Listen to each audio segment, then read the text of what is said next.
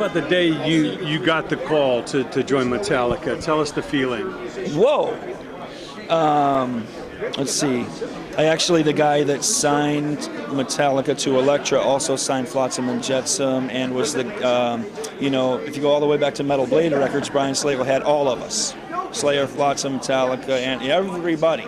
So it came from those places. When Lars was looking for a bass guy, he called all over.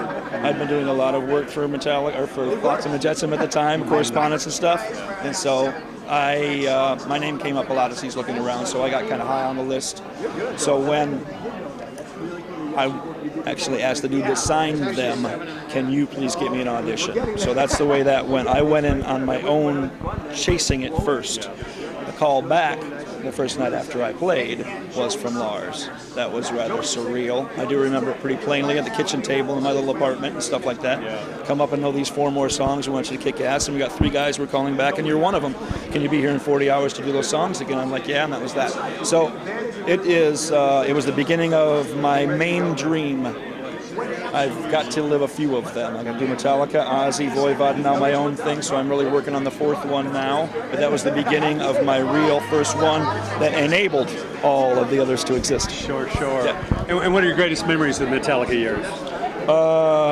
Breaking down barriers, being ambassadors of heavy metal music and American westernized rock and roll music, taking it places that no one else was doing. We went to places first.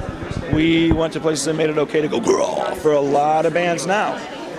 Between, I think, Sepultura, Slayer, and Metallica, we really took it to all corners that were available to play. I played like 52 or 55 countries with Metallica, and a lot of those were for the first time for any kind of metal stuff, So that's probably the best foundation, the strongest rock or whatever. Let's talk about the influence, the foundation that Geezer and Black Sabbath put down. Yeah. I mean, how can you comprehend the influence they've had and how many bands have followed in their footsteps? Without Black Sabbath, there is no heavy metal genre as we know it.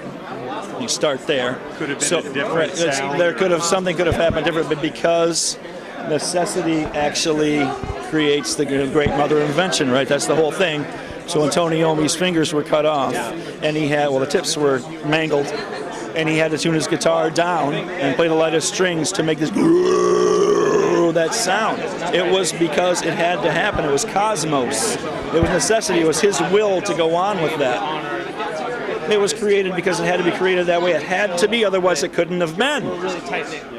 So that's why the purity, authenticity, and genuine nature of that, the human will to chase something that you really love like that. They told him when that happened you were going to play it again. He goes, guess what?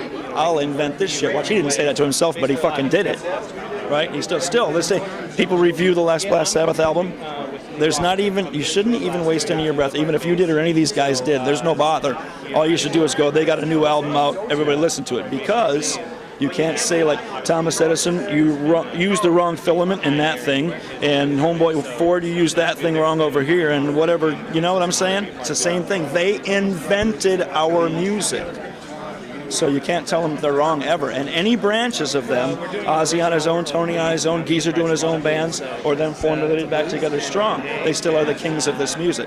Always will be. They set it up for everybody else to be what we are now. What advice do you give to that young player, young band today to really, what do they need to concentrate on to have any kind of potential of having their own style, their own sound, standing out? Don't give up and concentrate on your listening abilities. The best tool that a musician can have is listening abilities. That translated into musical playing sensibilities, that's what it's about. You put those things together and keep chasing it, stay on it, and don't take things personally in the band. When you get 4 or 5 dudes together, there's always going to be this. Accept it. Don't take it personally. There's more at stake than that personal little piddly bullshit.